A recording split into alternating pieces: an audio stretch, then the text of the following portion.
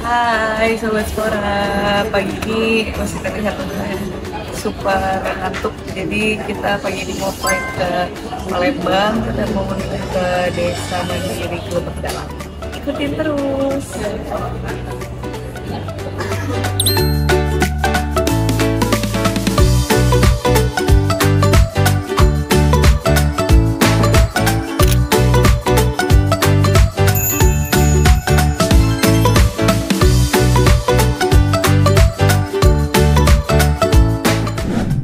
Selamat pagi dari Glebak Dalam. Pagi. Good morning semua Sobat Spora dan good morning juga Flona Friend. Kita mau kemana nih guys? Kita mau ke area agro atau area lahan sawahnya karena dan kita hari ini mau penanaman jagung pagi ini. Jadi kita mau ke lahan tanam jagungnya. Oke, let's go. Let's go. Kalian mau lihat area sini, kita sambil jalan? Ya, betul. Yuk.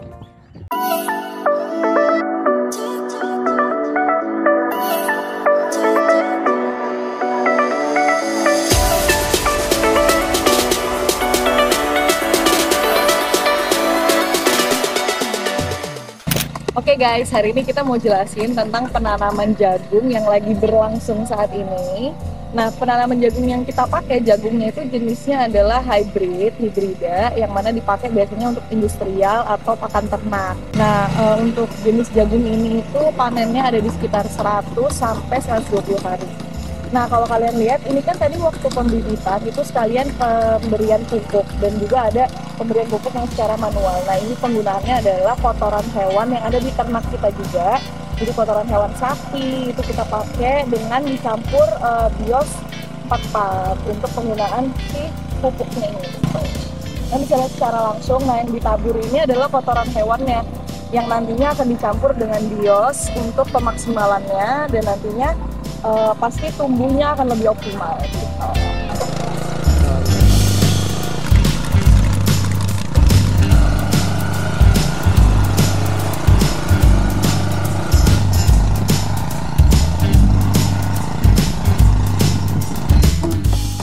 Kan lumayan berat. Keren banget para petani kita. Kalau ada makanan jangan dibuang, dihabisin karena susah banget prosesnya. Halo, dengan siapa nih? Dengan Mareta. Gimana coba ceritain keseharian teman-teman yang ada di sini yang di agro, kegiatannya tuh apa aja sih untuk lahan-lahan dan petak yang ada di sini? Biasanya tuh kalau pagi sekitar jam 7 udah mulai ada yang nyemprot, terus kita pakai bios tuh, jadinya nyemprot bios seluruhnya tuh dari petak 1. Kalau petak 1 nggak pakai bios, kalau petak 2, 3, 4, sama 5, sama 6 itu pakai bios. Terus ada juga kegiatan tuh ngerumput. Sekarang kan musim hujan, jadi rumputnya tuh cepet tumbuh. Jadinya ada yang ngerumput manual pakai arit kecil itu. Saya kalau sore kan biasanya nyemprotin juga kan nggak sampai siang. Nah jadinya sore dilanjutin ada yang nyemprot lagi. Kalau nggak nyemprot ya nggak bersihin rumput. Terus kemarin itu juga ada penyulaman kan. Ada yang pertumbuhannya kurang bagus jadi disulam lagi ulang. Kesehariannya biasanya ya ada yang diplot di ternak, ada yang ngarit, ngurus sapi, terus sama kambing. Terus kalau ada yang ikan ya ngasih makan ikan. Tanaman biasanya ada tanaman karena ini kemarin lagi musim hujan jadi belum mulai tanam lagi. Biasanya yang nyiram gitu. Lahan persawahan di BIOS 44 dikelola dengan prinsip ramah lingkungan. Pupuk organik BIOS 44 yang terbuat dari bahan alami digunakan untuk meningkatkan kesuburan tanah dan menghasilkan padi berkualitas tinggi tanpa bahan kimia berbahaya. Proses penggilingan beras yaitu padi dimulai dari 4 penyiapan padi kering, lalu padinya masuk lip, naik ke lip, lalu turun ke pecah kulit, selesai ke pecah kulit, naik lagi ke lip, terus masuk ke ayaan. Masuk ke ayaan, padi dipisah menjadi 2, padi yang udah punya kulit sama beras. Selesai padi di pecah kulit, lalu masuk lagi ke lip, naik lip, terus ke poles, selesai ke poles, naik ke poles 1, terus turun lagi ke poles 2, terus naik lagi, terus turun lagi ke ayaan, lalu berasnya siap dikemas. Di peternakan BIOS 44, sapi dan kambing dipelihara dengan sistem organik. Mereka diberi pakan alami dari hasil pertanian di area ini, seperti jerami dan rumput segar. Hai sahabat Flona, hari ini kita mau melakukan pemeriksaan kesehatan terhadap sapi, yaitu salah satu hewan ternak yang ada di integrated farm ini. Hari ini aku mau cek kesehatan secara garis besarnya aja sih. Jadi kita lihat dari area muka, dari kepala, mukosa telinga, mata, mulut, detak jantungnya, sampai ke temperaturnya apakah sehat atau enggak. Dan kalau yang di sini sih kayaknya mau mulai ada kemungkinan akan ada evaluasi tentang program peternakan yang ada di sini. Mungkin akan ada beberapa penambahan vitamin, terus ada penambahan atau pengecekan ulang dosis biosnya untuk lebih mengoptimalkan nutrisi dari sapi-sapi dan hewan ternak yang lainnya.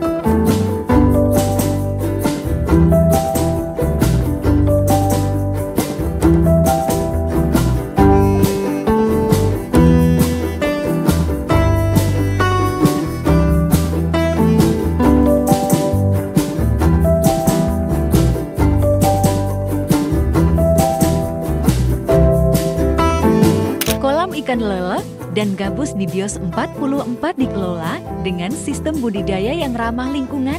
Air kolam yang kaya nutrisi berasal dari sirkulasi alami yang terintegrasi dengan pertanian dan peternakan.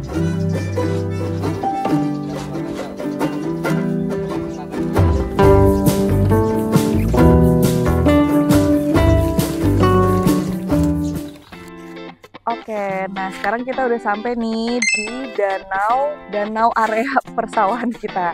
Nah, fungsinya apa sih danau ini? Danau ini tuh adalah sumber air untuk pengairan di lahan dan area sawah kita gitu. Nah, ini tuh kalau misalnya lagi musim kemarau dan airnya susah, nggak ada air hujan, akhirnya dari sini kita alirkan melalui tadahan hujan yang di sebelah sana, terus nanti baru kita alirkan ke sawah-sawah yang ada di sini.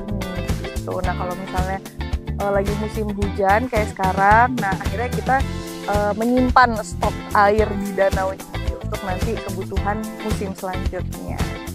Baik, saat ini saya berada di filtrasi air yang berada di Agroteknologi 44, yang dimana air ini kami gunakan untuk keperluan kesehari-harian. Contohnya seperti mencuci kaki, mencuci baju, untuk sholat, ambil air wudhu, kami memakai air ini.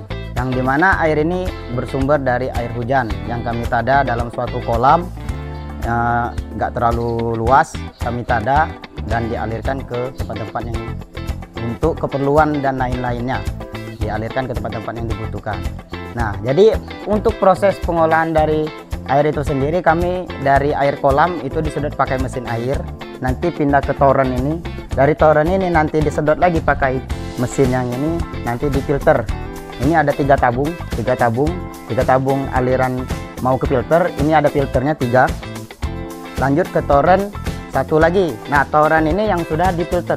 Jadi yang air dari kolam itu dia dari kolam ke toren pertama. Setelah itu disedot melalui 3 tabung ini sama filter ini menuju ke toren kedua. Yang air kami gunakan itu yaitu air yang di toren kedua ini. Nah, jadi dari air toren kedua ini ada pipa lagi dialirkan untuk ke belakang, untuk ke bak mandi atau untuk keperluan lain, cuci piring. Nah, jadi kami memakai air yang dari sini. Jadi untuk air yang ada di sini tidak ada yang terbuang sama sekali. Jadi walaupun air hujan itu bisa kami manfaatkan. Jadi yang air itu pun nanti yang bekas cuci baju itu ada tempat tersendiri alirannya.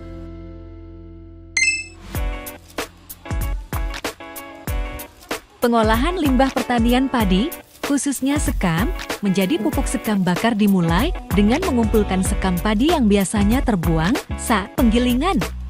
Sekam kemudian dibakar secara terkontrol menggunakan drum atau tungku khusus hingga berubah menjadi arang sekam yang kaya akan karbon dan silika.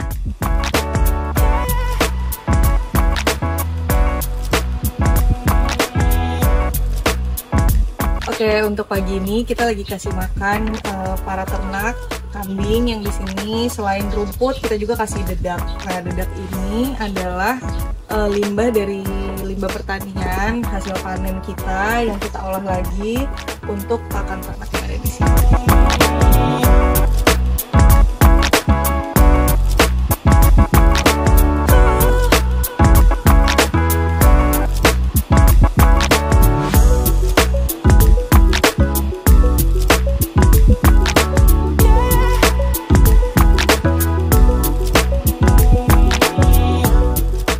Selain diolah menjadi pupuk sekam bakar, sekam padi hasil panen juga dapat dimanfaatkan sebagai media untuk bertelurnya bebek.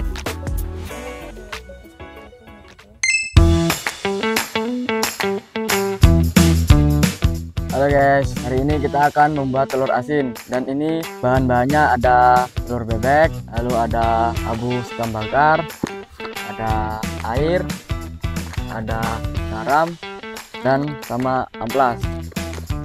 Gunanya garam ini untuk mengasinkan telurnya, lalu gunanya abu sekam bakar ini untuk menggumpalkan telurnya biar garamnya itu meresap ke dalam telur asinnya. Lalu gunanya air ini untuk bahan campuran biar abu sekam bakar ini menempel kepada telurnya. Dan ini amplas untuk mengamplas kulit bebeknya biar meresap ke dalam telurnya. Oke guys, kita praktekkan cara pembuatan telur bebeknya dibantu sama teman-teman, ada Daniel sama si Zakaria.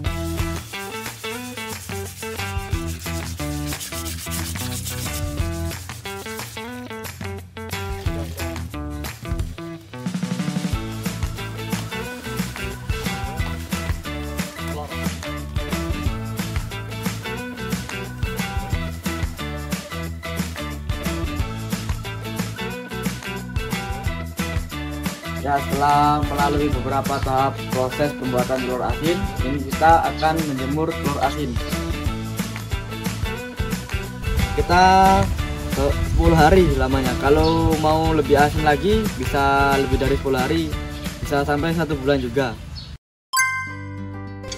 Nah, hari ini kita mau coba buka salah satu telur asin bikinan kita. Nah, ini udah kita diemin kayak gini pakai sekam bakar selama kurang lebih 6 hari atau seminggu. Sebenarnya kalau mau hasilnya lebih bagus bisa lebih lama lagi dibiarkannya, tapi hari ini kita mau coba lihat dulu untuk hasilnya. Telur asin ini selanjutnya prosesnya akan kita cuci dulu, terus kita rebus, nanti kita coba buka untuk kita makan. Ini telurnya udah kita cuci, udah bersih, selanjutnya kita rebus. Let's go!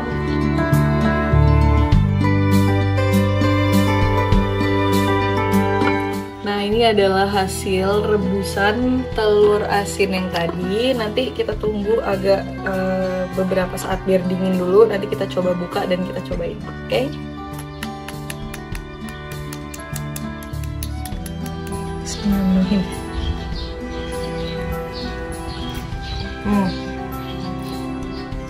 Emang masih belum terlalu berpasir teksturnya, tapi udah mulai asin, gurih dari dalam.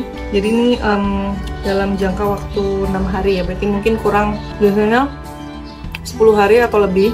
Makin lama makin meresap kan.